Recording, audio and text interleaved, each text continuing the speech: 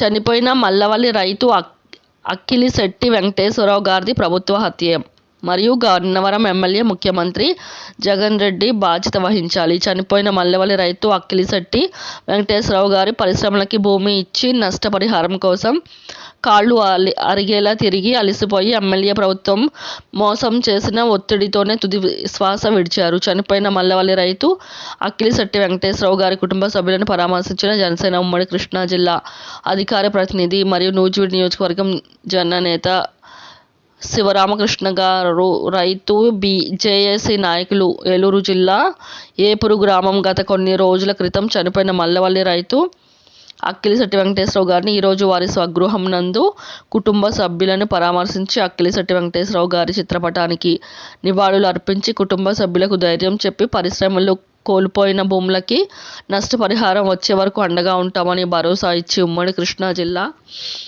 అధికార ప్రతినిధి నూజివీడు నియోజకవర్గం నాయకులు మరీదు శివరామకృష్ణ గారు, నూజివీడు మండల అధ్యక్షుడు ఎర్రంశెట్టి రాము, నూజివీడు నియోజకవర్గ నాయకులు ముంబలేని సునీల్ కుమార్, నియోజకవర్గ వీర మహిళా నాయకురాలు ధనలక్ష్మి గారు, మల్లవల్లి రైతు జేఏసీ నాయకురాలు పోలవరపు నాగమణి గారు, నరసింహారావు గారు, నాగరాజు గారు తదితరులు పాల్గొన్నారు.